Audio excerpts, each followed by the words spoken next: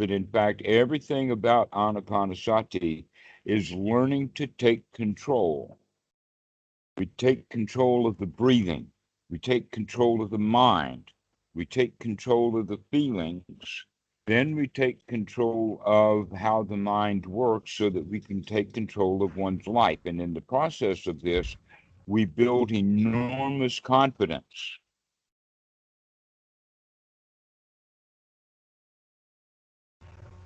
Okay. All right. Let's talk about it then, first jhana.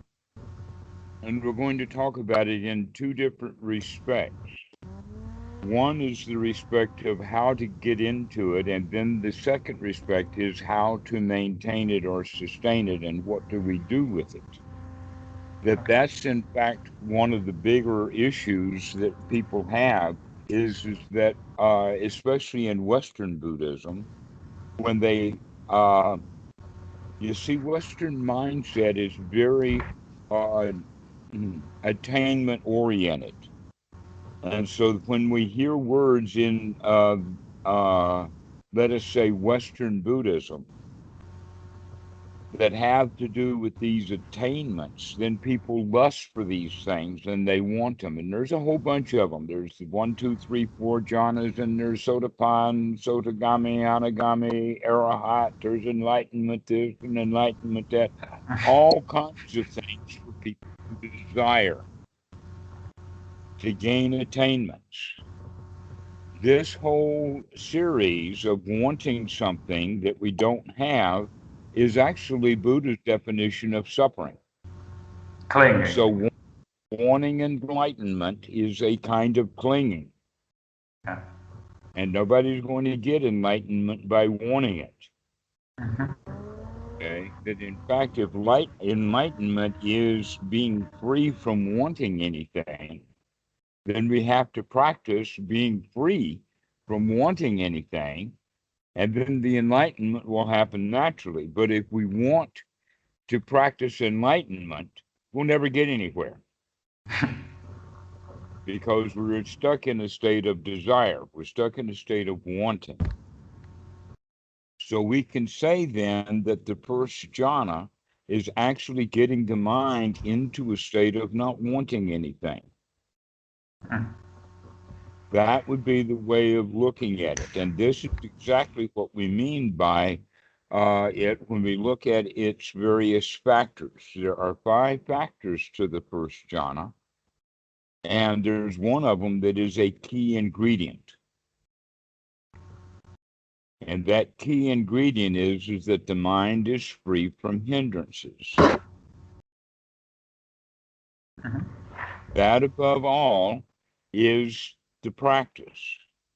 Everything has to be done with being free from the hindrances. And so when we recognize that, then we begin to understand how to become free from the hindrances. Because as you were talking before about the 99 versus the 1, that means that whatever amount of time that's spent in hindrances, that's when you could have been spending your time in freedom instead, but that you spend a lot of time in hindrances. Now, one of the things that we do then is that we begin to develop the skill of looking to see whether this thought is a hindering thought or is this thought a wholesome thought. And so this is the basic practice that most Westerners miss out on. They do things like choiceless awareness. They do things like noting techniques and many other practices that really are not what the Buddha taught. That the Buddha, number one point is that the mind has to be free from the hindrances. And a lot of sutras are about this. Sutta number 19 talks about 2 kinds of thought. Wholesome thoughts and unwholesome thoughts. Sutta number 117, which is an exposition of the Eightfold Noble Path, talks about right effort. And what is one's right effort? One's right effort is to change our views about things from unwholesome views to wholesome views. And then we start changing the thoughts from unwholesome thoughts to wholesome thoughts, so that we begin to have one wholesome thought after another after another. This is the way that we practice. So when you're going down the hall with your dad in the wheelchair, going down that dark hall, you're having dark thoughts, unhappy thoughts, miserable thoughts, and then something happened and you changed the way that you were thinking. I would say that's one important thing, because I was not having dark thoughts. I only had one dark thought, which was I was quiet and relaxed until I got to the middle of the room, and then the big wave came onto me. I mean, I feel like after all this practice, I have trained the mind not to produce the unwholesome thoughts all the time. So I was quite relaxed. I was quite really accepting the situation and living on that moment. Okay. Well, let's not go back to that. Let's not go, because it's in the past. Okay. Let's stay with how to practice in the present moment. Okay. Okay. This is the whole show. The whole show is to, in fact, this is how the Eightfold Noble Path is built. You have right view, right sati, right effort, and right attitude. Those four things together bring about right unification of mind. And with the mind completely unified and free and pure and whole, our behavior is also, and our speech is also, and our livelihood is also free and noble. So we have to get the mind free. We have to get the mind noble, in a state of nobility, in a state of unity and organization. And so this is how we practice, is to get the mind free from unwholesome states. That's the first thing that has to be done. But I have one question about this, because I feel that after practicing this after practicing metta for quite a while, I feel that my body or my mind or whatever, my body mind got used to doing metta, and I can almost feel metta all the time. So whenever I do, it's like it's happening before experience. It's happening before I see something or before I think something. And sometimes what would be an unwholesome thought comes to me, but I send metta to it, and it makes me happy. Well, okay. First off, let's make some definition changes for you so that we can understand what's going on. Okay. First off, according to the teachings of the Buddha, that metta is the outcome of correct practice, that it is not a practice. Okay. Metta is the outcome of correct practice, not a practice. All right. So what we can say how that works is that if we have the internal world, our mind, fit for the moment, then in that moment we will be operating in a state of metta when we're dealing with the outside world. Yes. Because the correct practice, if we want to use the word metta, which the Buddha does not. He does not use the word metta. He uses words like gladdening the mind, wholesome thoughts. Now, it's possible that you can have thoughts that you call metta that are actually wholesome thoughts. But a lot of people will practice metta because they've heard it with phrases like, may all beings be happy. This is a generalized kind of thing in the sense that the world is out there, way far distant from us, as opposed to the fact that the world is our immediate environment. In the West, we have an overly exaggerated, grandiose view of what we mean by reality or existence. And when we talk about universes and our universe, we think of stars and galaxies and outer space and things that are really far away. And when we think about the world, we think about the planet Earth in the sense of people on the other side of the planet and things like that that are really, really far away. And this is a mistake when it comes to practicing metta, because you can't can't love things that are distant. And it makes no sense anyway. If you love something that's distant from here, then all you have is longing and pining for it because you don't have it because it's not here. A much better way of understanding what the world is that which is available to you. It's your environment. It's the air you breathe and the people who walk by you and your friends and companions and business associates and priests and teachers and um, workers. All of these people that you come in contact, that and only that is your world. But most of the Westerners, we have a grandiose idea of the world being really big and really far out there. Yes. All right. And so when we say then, may all beings be happy, we're talking about it in a very, very broad, general sense that really doesn't mean anything. Okay. But The next point about yes. metta is that when we are wishing other people happiness, may all beings be happy, it's almost like trying to give someone a gift that you don't have. May all beings be happy, but I'm not happy.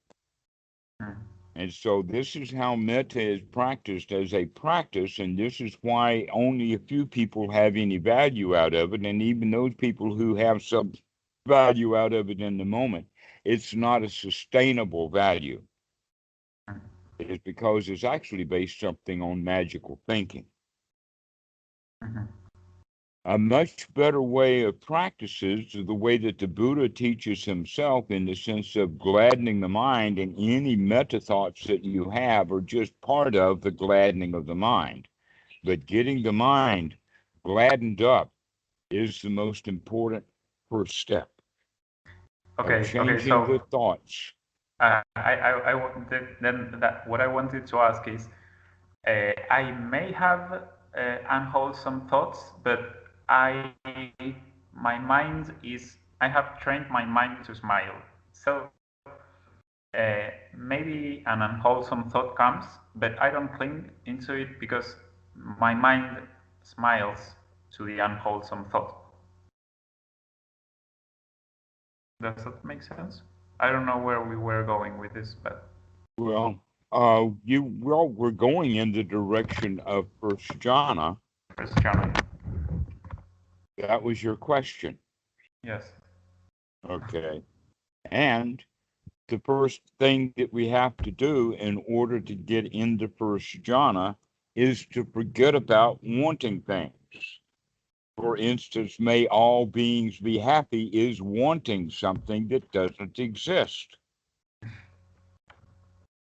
Yes. Metta is something that can be done when the mind is ready for it. We have to get the mind ready for it. And in this regard, I can say that basically the mistake that people make in general is that they don't understand the cause-effect relationship correctly. They think that what is the cause should actually be the effect. Metta is the effect of correct meditation. It's not the cause. It's not the practice that leads. Metta does not lead to metta. Okay. Correct practice of cleaning the mind leads to metta.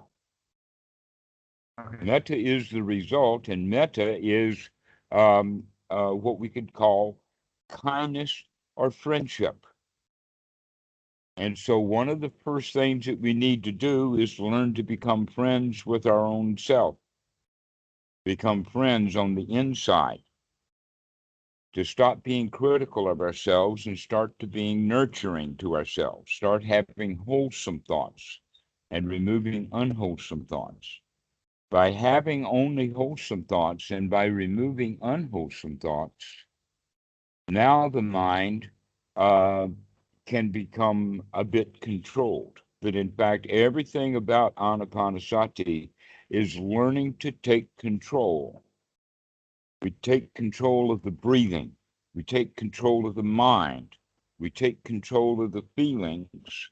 Then we take control of how the mind works so that we can take control of one's life. And in the process of this, we build enormous confidence that this is not a passive meditation, yet most Westerners treat it as a passive meditation. But this has got to have some skin in the game.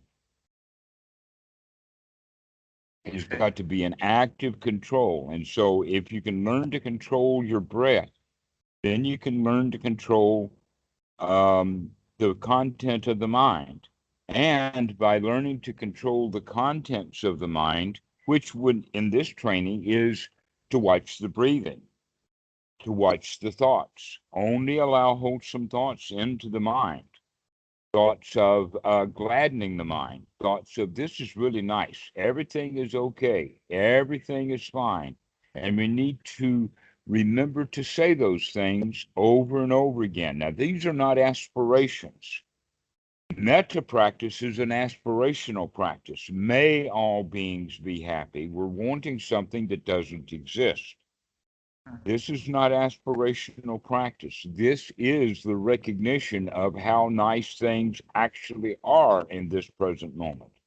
Right now, everything is okay. Right now, everything is fine. All the problems of the world are either in the past or in the future. But right now, everything is all right. And so the biggest teachings of the Buddha have to do with narrowing our view in the sense of from the world being outer space, universe, planets, solar systems, um, that the world becomes very local. If you can't see it, it's not in your world. If you can't hear it, it's not in your world. Right? This is the way that so we close down that big expansive idea of the world into that which we can contact, that which we can touch, that which has effect upon us, and that which we can affect. So we have a much smaller view of the world. Because an example of that would be politics in another country. And you can be in Argentina and get really, really and mentally involved with the politics of the United States, and yet that is so far away that it's got no effect upon you at all, other than the fact that your mind is spinning about it. Yeah. Okay, so this is what we mean is we want to start having our thoughts more local and more real rather than way out there. So instead of saying like, may all beings be happy, we can say it in the sense of, may the people right here be happy. Well, you're right now the only one that's right here. And so we look at narrowing the focus down about what is here. The whole universe, those things like the Andromeda galaxy is not here. It's merely nothing but a concept for almost everyone. Yeah. Okay, it's not here. Also, the Andromeda galaxy is not here right now. So we really start to focus on what's happening right here, right now. And we narrow the focus because the past is vast. The future is any dream that you want. But the reality of right now is kind of small. There's not much to it. And so this is the whole practice then, is the practice of being wholesomely right here, right now, thinking about right here, right now, in a wholesome way. That's the practice. But This then, is if metta is the result of practice, not the practice itself, then mhm. I feel that I can correctly describe my experience as metta because it's what I feel. Okay. It's like my mind is smiling and it's okay. Even when I have to deal with difficult situations like the one I told you. Mm-hmm. So that's an attitude change. Congratulations. Okay. That can be a skill that can be developed further. Yes. That you're not finished with that. Mm-hmm. Yes. If you were completely finished it, you wouldn't have called me. No. So this is the point then to be very careful instead of congratulating yourself completely for what you've already been doing. Stay open to me so that I can give you the pointers and the techniques that you need Okay. to go further with it. Absolutely. Because Sati is the main skill that needs to be developed. Mm-hmm. Sati. What does Sati mean? Sati means you got to remember. Now, in English, we have translated that word into an English language word, mindfulness, that nobody knows. Nobody has ever heard of the word mindfulness until it comes to Buddhism. And because of that, it's not a good idea for Westerners to make up new words to try to understand the teaching of the Buddha when the original Pali word works just as well or better. That Sati actually has the quality of wake up. It has the quality of coming out of the mental sense of thought into the sensual world of sight, touch, hearing, the senses. That the more often that we can come out of our internal world into the world of the senses. This is why we practice anapanasati, the breathing, which helps get us in touch with the world through the body's touch and sense and deep sense systems. Mm-hmm. To literally wake up the body. But also it helps to learn to control the mind so that when you remember to take a deep breath, and take that deep breath, long, slow, deep in breathing, that helps energize the body. And we're also paying attention and focusing on the body, which is right here, right now.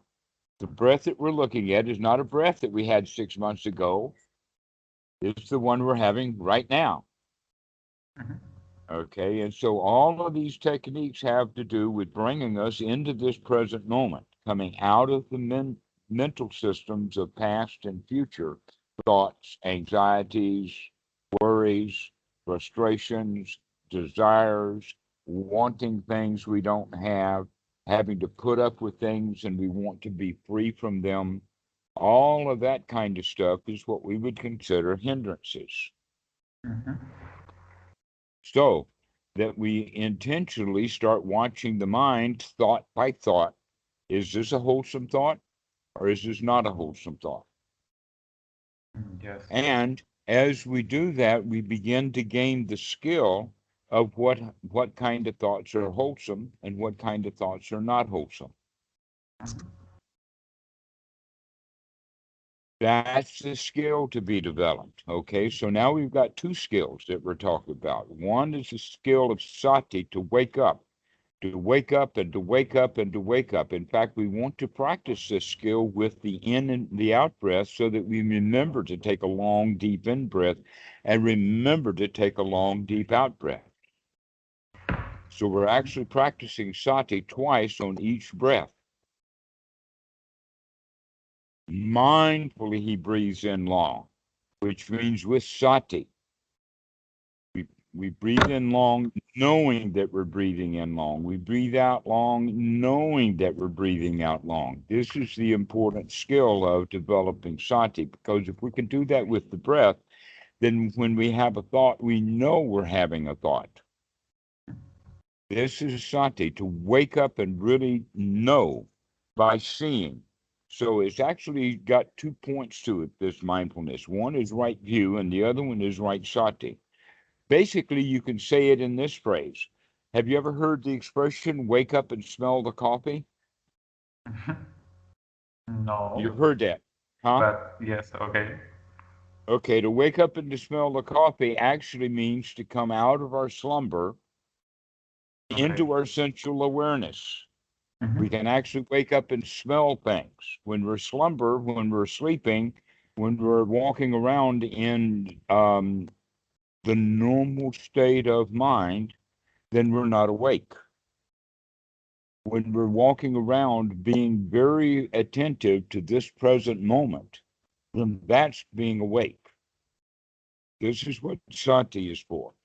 And when we're awake, what we're going to do is we're going to investigate and evaluate. Think of it almost like you've heard of Sherlock Holmes before, right? You know the story of Sherlock Holmes, and he had a Yes, companion, Dr. Watson, and Dr. yes. Watson was constantly amazed at what Sherlock Holmes was doing. And what was Sherlock Holmes doing? He was only just looking. He was investigating Yes. every little thing. Okay, so this is how we begin to do it. We're going to become a Sherlock Holmes of our own breathing and our own mind and start watching what it's doing. When we begin to watch what it's doing, we can begin then to make that choice based upon that right view of what is wholesome and what is not wholesome. So that now we take the effort to change what's in the mind from unwholesome to wholesome. An example is that I'm sitting and I'm thinking about writing an email to some lawyer or something. And then I can take a deep breath and say, wait a minute, I don't feel like writing that email to that lawyer right now. I'll just sit and relax and enjoy the moment. And maybe 5 minutes later from now, I feel like I'm ready to write that email to that lawyer. And so I'll do it then because I can do it happily.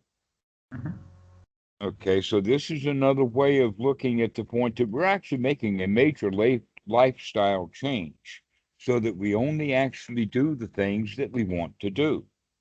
And so the main job then is to get the mind into the state of liking all the time so that whatever we wind up doing, we wind up liking it Mhm. because we're in the state of joy. We're in the state of gladdening the mind. And so we can gladden the mind over and over and over again and begin to make that the new frame of reference. Once we do that, then we can add the fourth ingredient, and that fourth ingredient is right attitude. In the Pali, it's Sama Sankappa. And what that means is that we develop the attitude of a winner, the attitude of I can handle anything, the attitude of no matter how obstructed the mind gets, I can throw that stuff out and come back to this present moment. Now that is in fact getting pretty close to what we're looking at here. So that if you know, this is not hoping for, but this is knowledge that you know that no matter how obstructed the mind gets with hindrances, you can clean it out. Mhm. But this is not what most people have. Most people have the let us say the victim's attitude of poor me, I need help, I want this, I need that. Let me go get some help from this doctor or this nurse or this psychologist or this priest or that guru or whatever. That in fact we're doing that exactly what we did when we were in diapers as babies. When we were in diapers as babies, we could not take care of ourselves. We needed a mommy. And so we got into the mental position, I need a mommy. And a lot of us grow up with the idea, I need a mommy. I need somebody to help me. I need a teacher. I need a guru. I need a doctor. I need a psychologist. I need. But the attitude that we're talking about, the development is I don't need anything. I got everything I need. Okay. The Buddha talked about it in the sense of a lion, to become a lion, to have the attitude of I can handle anything. This attitude now is actually the a major portion of the first jhana. Is this right attitude gets us in the state of a sense of well-being, a sense of safety, a sense of security, a sense of confidence, a sense of comfort, a sense of satisfaction. Let me go over that little list again, because we're actually now giving the definition of both spiritual power and also the definition of the word Sukkha. Now, Sukkha is exactly the opposite of the word dukkha. When we say dukkha nirodha is actually Sukkha. So we could actually call it dukkha Sukha. Mm-hmm. Sukha is the exact opposite of dukkha, both in the Pali and also in the Thai language. And I've already heard from one student that that's also true in the Gujarati language. Okay, so we can pretty well feel comfortable that the state of Sukha that we can talk about is exactly opposite of the state of dukkha. And so if the teaching of the Buddha is to come out of dukkha, that means the teaching is to get into the state of Sukha. Well, guess what? Sukha is the factor of the first jhana.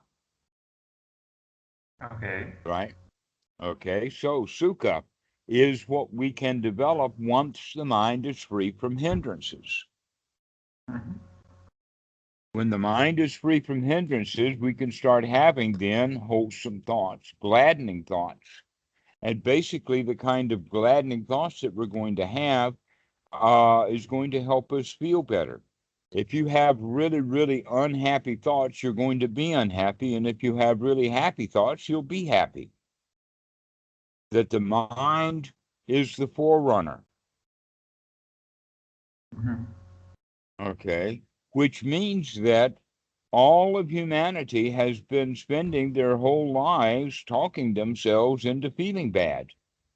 Yes, absolutely. And now it's time for you to talk yourself into feeling good. Mm-hmm.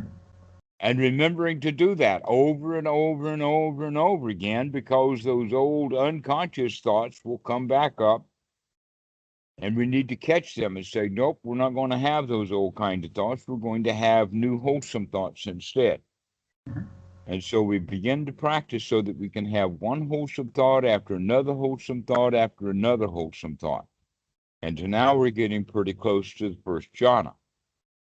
Because once we have one wholesome thought after another wholesome thought, the kind of wholesome thoughts we're having are the wholesome thoughts of everything is okay, there's no dangers, I'm comfortable, I'm relaxed. Okay, and so you can actually see these aspects of anapanasati, including step 4 of anapanasati, is relaxing the body. Mm-hmm. Step number 6 is Sukkha, to come in and be comfortable and satisfied. And when we practice that over and over again, we begin to get the exhilaration of, I can do this. Yeehaw, this stuff is really nice. This is wonderful. That extra energy kick is what they call Piti in the Pali. And that Piti, actually, what it means is it's success. I've got it. That's the important quality is that I can do this. And so we feel like we're kind of on top of the world because we literally are. What world are we on top in? We're on top of our own pile of dirt. It is said that everyone is an emperor of their own pile of dirt. The Yes. question is, are you going to be buried under your pile of dirt? Are you going to be sitting on top of it? Or are you going to be struggling to climb out of it? Those are the three states. And the way to do it is just to pop right out and get on top of your own world, to get above your dirt. Sitting on top of a happy pile of dirt. Right, happily sitting on top of your pile of dirt. This is what we mean by lokatara. The Pali word lokatara means being above the world, because we're literally on top of it, as opposed to being buried underneath it. We use other words like supramundane. Supramundane means just being above it all. We could also use other words that are common, like I don't care, I don't give a shit.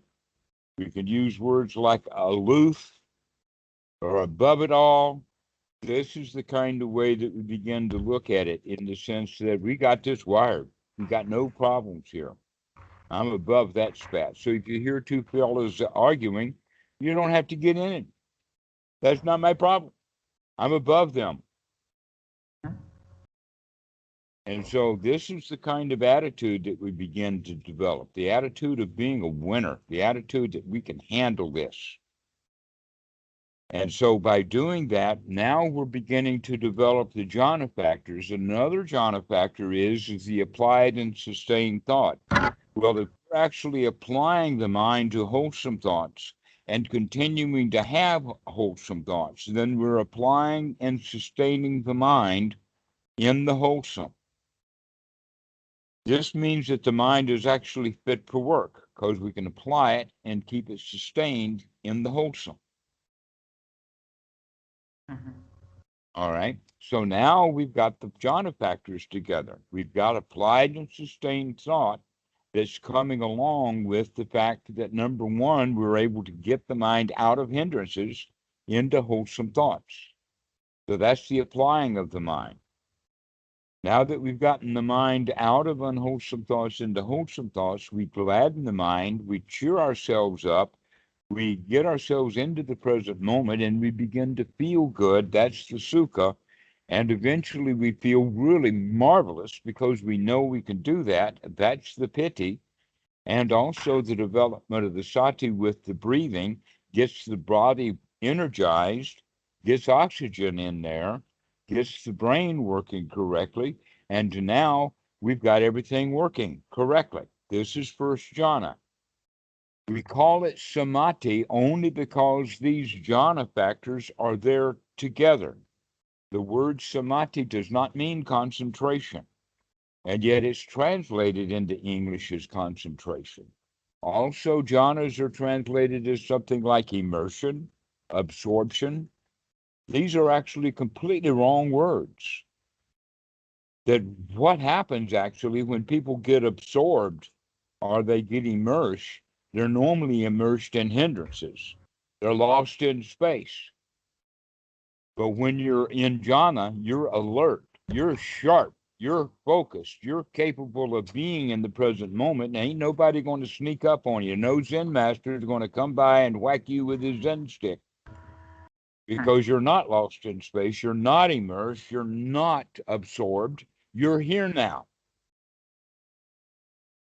Yes. That's what the jhanas are about, is to come into the present moment happily with all of the factors of the jhana, including being comfortable, being relaxed, being satisfied, being happy, being confident, Okay. and having only wholesome thoughts. Okay, but let me ask you a question, because I feel that all that you're describing describes my experience when I sit, but my consciousness of the breathing may be interrupted from time to time with a thought. It doesn't last very long. It's like just 1 or 2 seconds. I would not call it interrupted, nor would I say that it lasts a few seconds. But rather, what we're practicing here will make the mind sharp so that we can see things quicker and quicker. That this is actually, you can say that Sati has 3 components to it. Mhm. One is how often do we wake up? We want to practice how often we wake up by practicing the in-breath we wake up on the out-breath we wake up. Sati on the in-breath, sati on the out-breath. So we want to practice it often. Okay. We also want to practice it in a way that it becomes strong, in the sense that we don't just kind of halfway wake up. Because that's what happens with most meditators, is that they halfway wake up to see that they're in hindrances, but they don't wake up enough to have the right effort to get out of them. Mm-hmm. And Yes. so when they say things like Goenka says that the mind has wandered away, never mind, start again. But when the students recognize that the mind wandered away, instead of starting again, they have thoughts like, oh, poor me, this is very difficult, meditation is hard to do. And all of that is just more hindrances. All right. Instead, we want to wake up. Never how long it's been since we woke up. We're going to wake up and say, okay, I'm awake now. Got it. Up now. Here I am. Never mind that I'm late. I'm here now. That's the way that we look at it. Okay. So being here now, waking up. And with that, now we can take the right effort. Okay, so this is what we mean is how strong our sati is because it's closely related to right effort. If we wake up enough, we will take the effort. If we only wake up a little bit, we'll stay in hindrance. That's the second quality of sati. The third quality of sati was the one that I was mentioning, and that is the third quality is that once we've got going, once we're looking and investigating, how quickly can we begin to see things happening? Because we actually want to see the process of the mind, which means we need to see the step-by-step sequence of what's happening in the mind.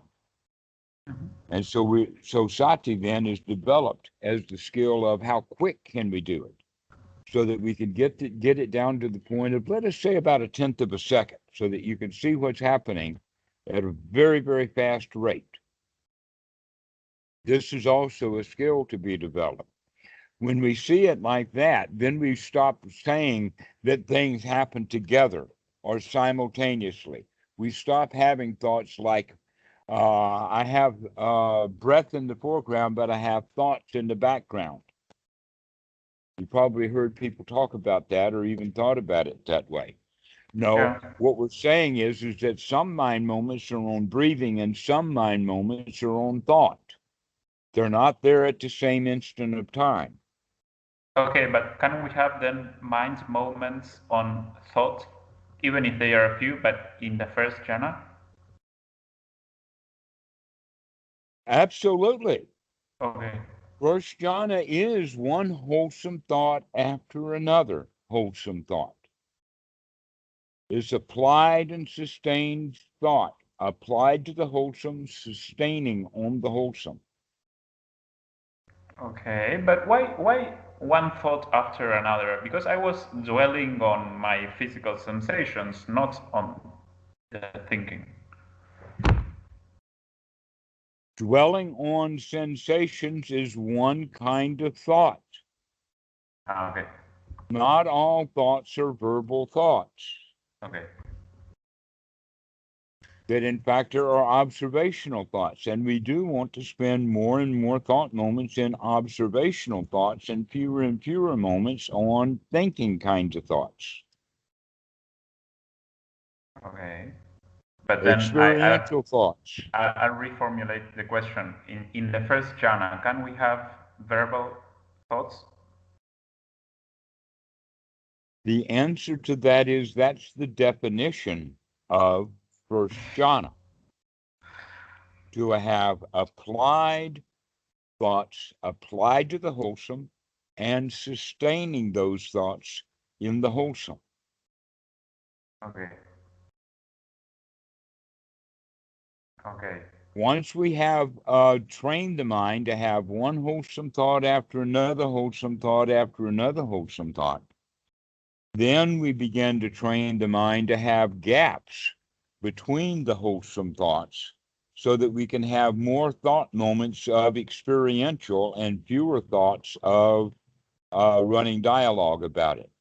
Now, the point is that if we are not practicing correctly, then some people will have experiential thought moments, but then the next thought moment will be a hindering thought, an unwholesome thought. That this is the point that most Western meditators miss. And that is the very first thing of any of the practices has to do with the removal of the hindrances so that we can train the mind to have only wholesome thoughts, one wholesome thought after another wholesome thought after another wholesome thought. This is the basic training. You could say it in the sense that this is like learning to play the piano. You've got to learn to play chords. You've got to learn to play scales. You've got to put in the technique. You're not going to learn to play music if you can't play chords, if you can't play scales. Mm-hmm. Right? That's the whole point of it. So we're not going to be able to play any life's music if we keep hitting mental sour notes. Okay.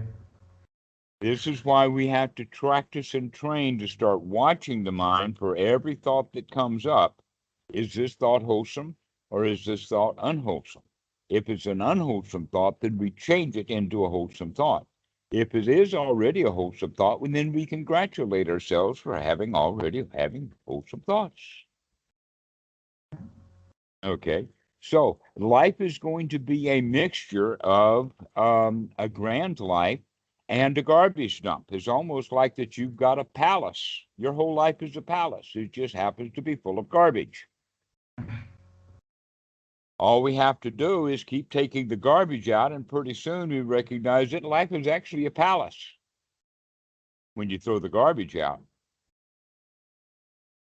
Okay, but so the objective is to live in that jhana or not? Yes, absolutely. To practice getting oneself into the first jhana in seclusion, and then to practice getting into that first jhana throughout the day, Okay. over and over and over again. And also, when we practice getting into the first jhana in seclusion, then we practice being able to get up and walk around in that first jhana. Mm-hmm. We can also do it with walking meditation. We can get ourselves into jhana in the walking meditation. All right, so that's the whole point then. Can we walk? And if we can think wholesome thoughts, then we can have conversations with people that are wholesome. Okay. All right, and so walking around in first jhana to where you're in a state of Sukkha, you're in a state of joy, you're in a state of relaxation, you're in a state of the attitude of I can handle anything. Isn't that a nice state to walk around in? Absolutely. Yes. Absolutely. So, first jhana would be the goal of one's life. Okay. But So, this is the skills to be practiced in, is the skill of right view, right sati, right effort, and right attitude. Those four things together help build a new skill. And what is that new skill? Is the ability to get into first jhana easily and quickly. mm-hmm. Sometimes within one breath, and I'm out of it, and I'm right back into my good state. Okay. And then being able to sustain that. And we sustain it by being on guard. We Mm-hmm. keep watching every thought. We keep sustaining that wholesome state. We don't allow the mind to go back into hindrances. Yes. I, I, I, it's strange because I feel identified with what you are describing, and I feel that I have been doing that for the last couple of weeks or maybe the last couple of months. And at the same time, I feel that I may be making a mistake by thinking that I am really doing that. I don't know if. Thoughts of I may be making a mistake is a hindering thought. Okay. Yes. Gets us into a state of confusion, Mhm. doubt. One of the hindrances. Am I doing it correctly? And that's just a hindrance. Okay. When Yes. you have thoughts like that, saying, never mind, start again, never mind, come back to the breath and have only wholesome thoughts. Mm-hmm. This is why right view, samadhi, is a skill to be developed. That's a clear example right there is that you had doubts, but you did not recognize that as a hindrance. Mm. But I'm feeling Sukkha. Pardon? I'm feeling Sukkha. I mean, during the day, I'm feeling Sukkha almost all the time. I maybe Okay, have but you one or still two have thoughts doubts. less. You still have thoughts of doubt. Yes. And while you're having thoughts of doubts, that's not very sukha, is it? In that particular mind moment. Yes. So this is the way that we're looking at it, is in this moment, in this instant, are the thoughts wholesome or not? And we can be sure that they're wholesome if they're actually intending to gladden the mind. Like everything's okay, everything's fine. No worries, no problems, no place to go, nothing to do, everything is all right. These are always wholesome thoughts because they're always true. Always glad. Wow, I got nothing to do, no place to go. Everything is just all right. Everything is fine. No worries.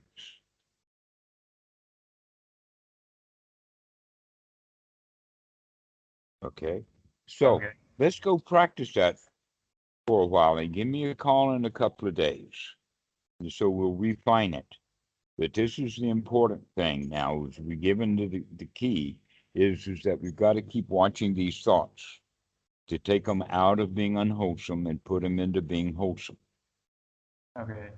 Thoughts How, of well-being, thoughts of, you don't have to use the word metta, but what you do have is a feeling of well-being. but how would you define the difference between wholesome and unwholesome thought? I'm going to give you that job for you to figure that out for yourself. Okay. Okay. That's your work to do. Okay. I've already given you some hints, but you're going to have to go figure out what it is that's going to keep your mind in a really wholesome state. Because Okay. you know what's wholesome and what's unwholesome. So thoughts about the past are unwholesome. Thoughts about the future are unwholesome. Thoughts about someplace else are unwholesome. Thoughts about the joy of this present moment. The thoughts of everything is okay right now. Those are wholesome for sure. Okay. But there's a whole lot of thoughts in between that we can start to call junk thoughts. And the beginner will think that junk thoughts are wholesome, and as they practice more and more, they begin to recognize that junk thoughts are in fact junk thoughts, and they're not really worth having. Okay. Okay. And so, I like to have homework, so I thank you for it. yes, that's your job, is to figure out what is wholesome and what is not wholesome, knowing that it's going to be a long-term process, that the more wisdom you develop over time, the sharper you'll be as to see what's wholesome and what's not wholesome. Okay. Perfect. And you'll always have that attitude. I'm going to have wholesome thoughts, just wholesome. Okay. So let's finish off now. Okay. And uh, go ahead and practice the way that you were. We'll talk about daily practice at another time. Okay. You can call back, let us say, in a half a week or a week. Okay. Okay. Okay. Perfect. All right. Well, we'll see you. Thank you very much, Dhammarato. Thank you very much. This has Okay. been great. Thank you. Excellent. I'm glad you got something out of it. Great, great, amazing. Thank you very much. Have a nice day. Wish you the best. Okay. Goodbye.